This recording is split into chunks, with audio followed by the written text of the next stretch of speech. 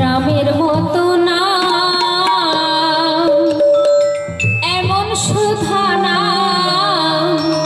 এ নাম নিতে ভুলো না রে। রামের মতো না এমন সুধা না এ নাম নিতে ভুলো না রে।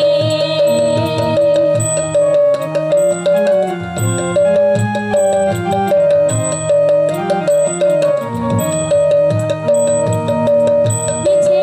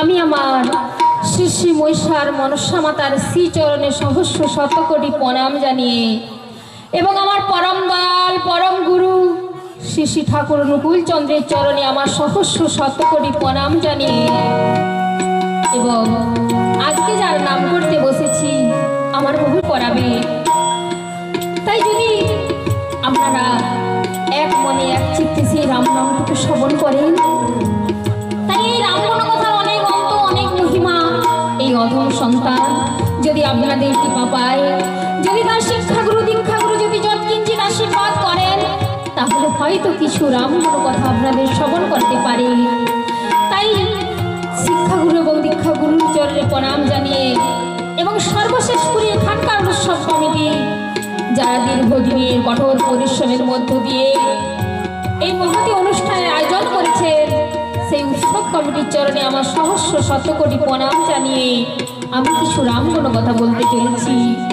বলতে গিয়ে হয়তো অনেক কিছুই ভুল ত্রুটি করে থাকবো, তাই যদি কিছু ভুল ত্রুটি করে থাকি নিজ করে নিজ সন্তান নিজ ভগ্নী নিজ কন্যা মনে করে আমায় ক্ষমা করবেন।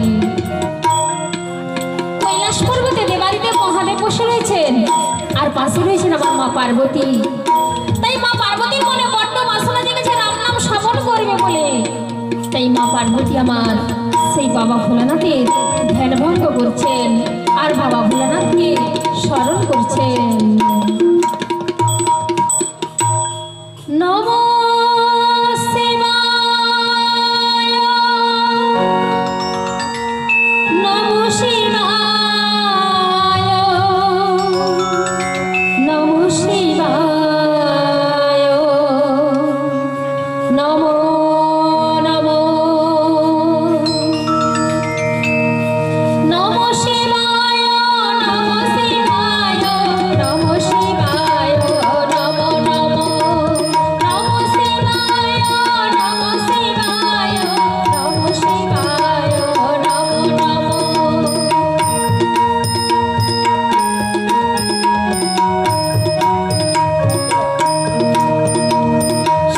সিংহাডম্বরে শোভে করপারে সিংহাডম্বরে শোভে করপারে ভুজঙ্গ ভূষিত তব শিরোপরে।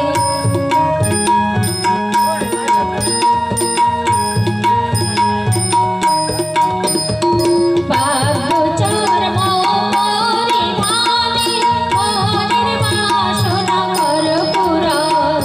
নমঃ শিবায় নমঃ শিবায় নমঃ শিবায় নমো নমো।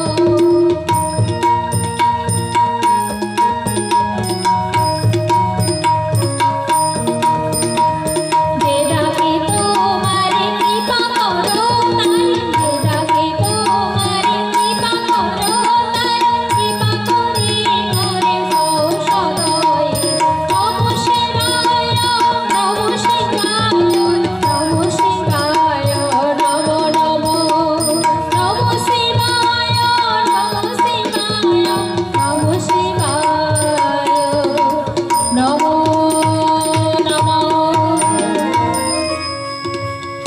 একি পার্বতী, তুমি আমার ধ্যান ভঙ্গ করলে কেন পার্বতী? ও প্রাণনাথ, আজ আমার মনে বড্ড বাসনা জেগেছে আমি যে রাম নাম শ্রবণ করতে চাই। তাই নাকি পার্বতী? তা বেশ বলো, রাম গানের কোন কাহিনী শুনতে চেয়েছো? যৎকিঞ্চিৎ জানি তোমায় আমি বর্ণনা করে শোনাবো। ও প্রাণনাথ, আমি একটু সেই তপবনে লবকুশের কথা শ্রবণ করতে চাই। বেশ, তুমি তপবনে লবকুশ শ্রবণ করতে চাও? সেই কাহিনীটুকু শ্রবণ করাচ্ছি। এক মনে এক চিত্তে শ্রবণ করো পার্বতী। দেখুন, আমার বাবা ভোলানাথ রাম নাম পরিবেশন করছেন আর মা পার্বতী আমার এক মনে এক চিত্তে সেই রাম নাম শ্রবণ করছেন। আমি এক অধম সন্তান এসেছি আপনাদের কাছে কিছু রাম কথা শ্রবণ করাবার জন্য। তাই আপনারা যদি আমার মা পার্বতীর মতো এক মনে এক চিত্তে সেই রাম নামটুকু শ্রবণ করেন। দেখুন, আজ একটু ঠান্ডা, কুয়াশার মধ্যে রোদ্দুর নেই, এত কষ্ট করে ভগবানের নাম কেন শ্রবণ করব? দেখুন মায়েরা, আমরা যখন মাতৃ অদরে ছিলাম ভগবানকে কি বলেছি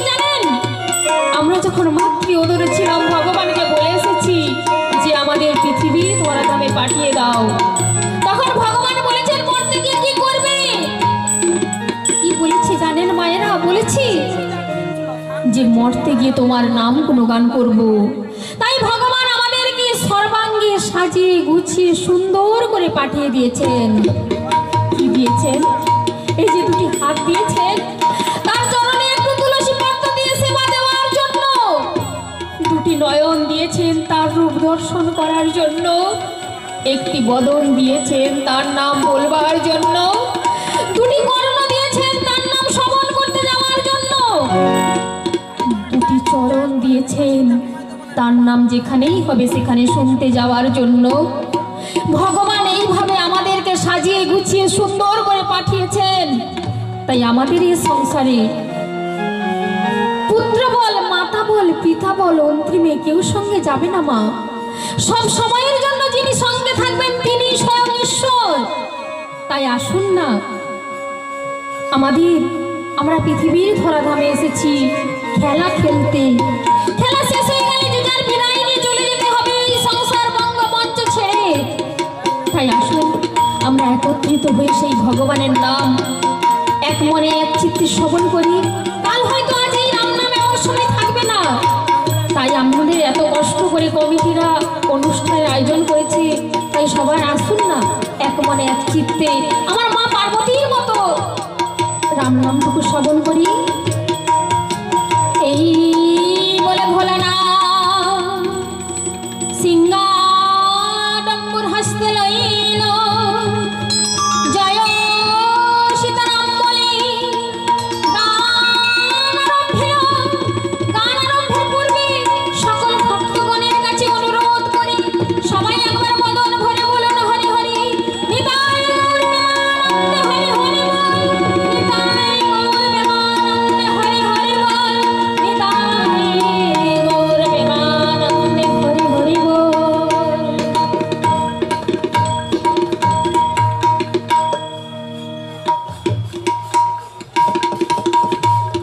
রামচন্দ্রের অশ্বমেধ যজ্ঞের অশ্ব বাল্মীকির তপবনে। সীতামায়ের দুটি সন্তান রয়েছে লব এবং কুশ। তাদের হাতে সেই অশ্বমেধ যজ্ঞের হর্ষ ধরা পড়েছে।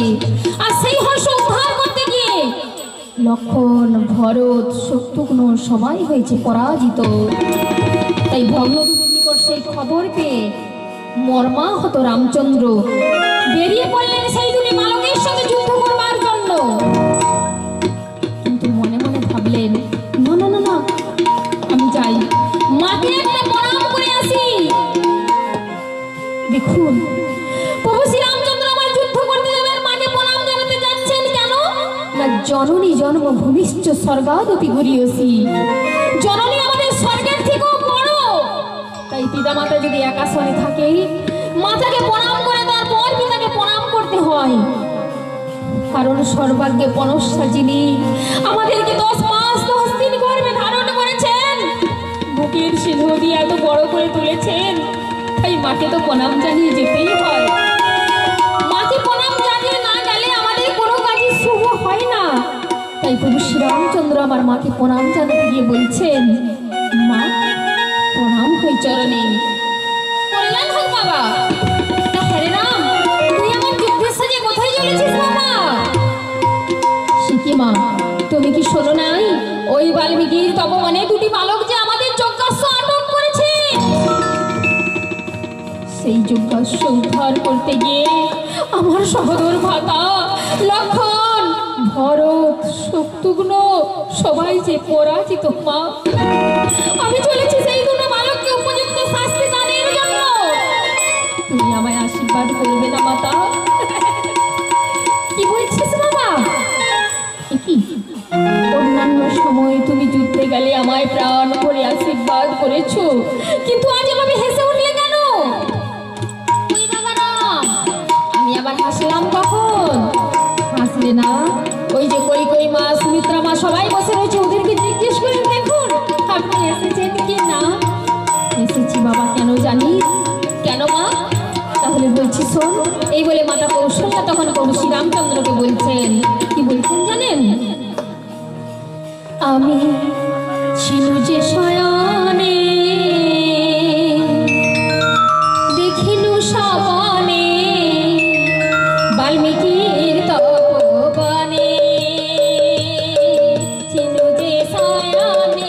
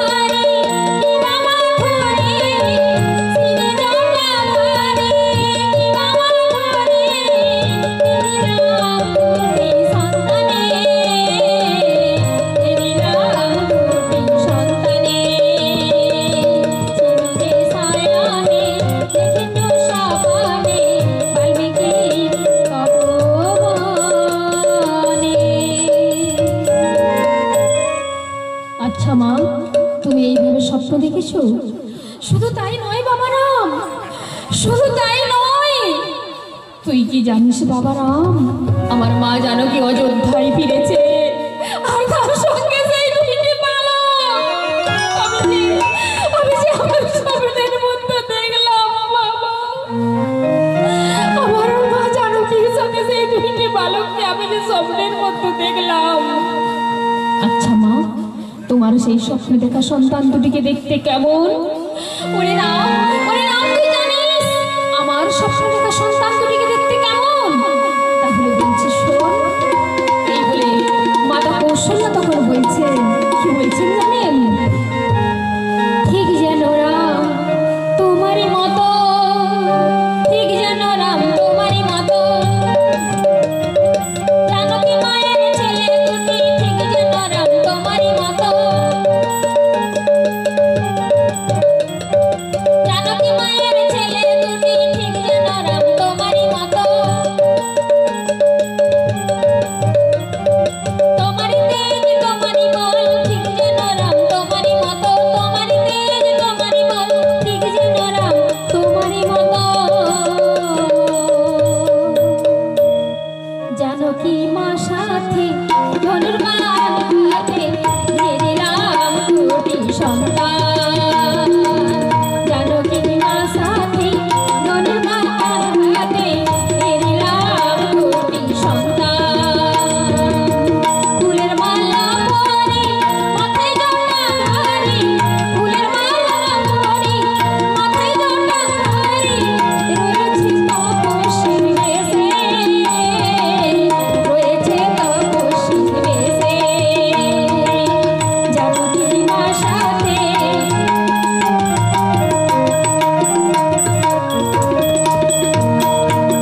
ফুলের মালা পরে মাথায় জটা ধারে, ফুলের মালা পরে মাথায় জটা ধারে, রয়েছে তপস্বীর বেশে, রয়েছে তপস্বীর বেশে, জানকী মা সাথে ধনুর্বাণ হাতে ধরিলাম দুটি সন্তান। আচ্ছা মা, স্বপ্ন কখনো সত্যি হয়, আবার সত্যি নাও হতে পারে, তাহলে কি আমি যুদ্ধ করতে যাব না? তাহলে কি আমি যুদ্ধ করতে যাব না? আমার লক্ষণ, ভরত, শত্রুঘ্ন সবাই যে পরাজিত। কিন্তু বাবারাম, কিন্তু বাবারাম, যদি আমার স্বপ্ন সত্যি হয়, যদি সত্যি হয় ওই দুইটি বালকই তোর আপন সন্তান, তুই কাদের সঙ্গে সংগ্রাম করবি? বেশ, আমি তোমায় কথা দিয়ে যাচ্ছি মা, ওই দুইটি বালক যদি আমার আপন সন্তান হয়, তাহলে ওদের সঙ্গে আমি সংগ্রাম করব না। বেশ, আমি তোর মা হয়ে আশীর্বাদ করছি, নিজের সন্তান ছাড়া আর সকলের সঙ্গে তুই যুদ্ধে জয়লাভ করে ফিরে আসবি। এই বলে প্রভু শ্রীরামচন্দ্র আমার কি করলেন না, মায়ের আশীর্বাদ মাথায় নিয়ে প্রভু শ্রীরামচন্দ্র সৈন্য বাহিনীকে নিয়ে সেই তপবনের উদ্দেশ্যে গমন করলেন। রথ চলেছে, আর শ্রীরামচন্দ্র সেই রথে আরোহণ করে তপবনে দুটি বালকের সঙ্গে যুদ্ধ করবার জন্য চলেছেন। আর আর কি করছেন? এদিক ওদিক মানে তাকিয়ে তাকিয়ে দেখছেন আর ভাবছেন আমার সীতা মায়ের কথা। যেতে যেতে যেতে যেতে সেই তপবনে এসে উপস্থিত হলেন। এমন সময় সুমন্ত বলছে, মহারাজ। কি হলো সুমন্ত? ও যে দূরে দুটি বালক খেলা করছে না, ওই দুইটি বালক সবাইকে পরাজিত করেছে। চমকিত হয়ে শ্রীরামচন্দ্র আমার বলছে, নাকি ওই দুইটি বালক সবাইকে পরাজিত করেছে? তুমি কি বলছো? হ্যাঁ মহারাজ, ওই দুইটি বালক সবাইকে পরাজিত করেছে। আমি একটা কথা বলবো মহারাজ, আমি আপনাকে একটা কথা বলবো মহারাজ। ওই দুইটি বালক মনে হয় আমার বনবাসী সীতা মায়ের সন্তান। কি বলছো সুমন্ত? আমি আর লক্ষণ যখন পঞ্চমাসের গর্ভবতী আমাদের মা জানকীকে নির্বাসনে দিয়ে যায়, তখন ওই গাছের তলায় আমার সীতা মা বসেছিল আর অজর নয়নে চোখের জলে বুক ভাসিয়ে দিচ্ছিলেন। আজও আমি ভুলিনি মহারাজ, আজও আমি ভুলিনি।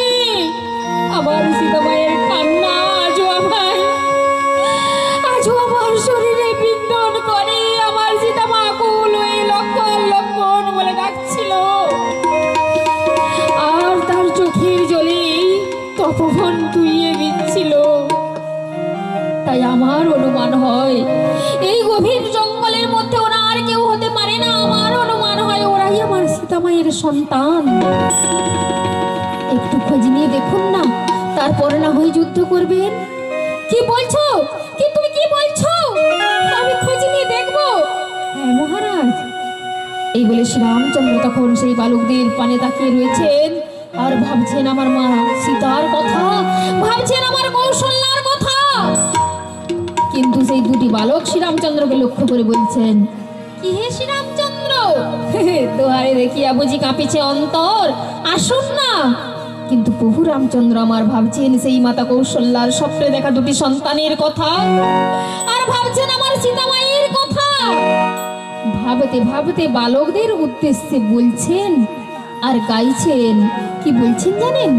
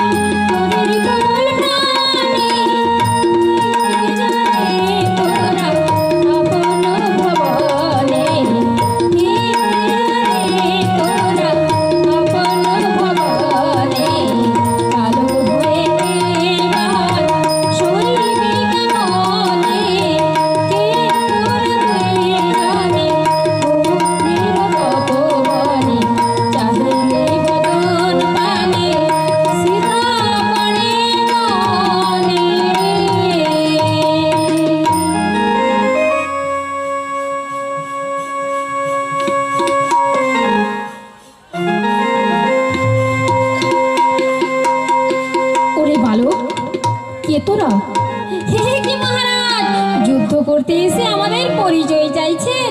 বেশ, বলছি শুনুন। এই বলে লবকুশ তখন বলছেন, কি বলছেন জানেন? বনবাসী মোরা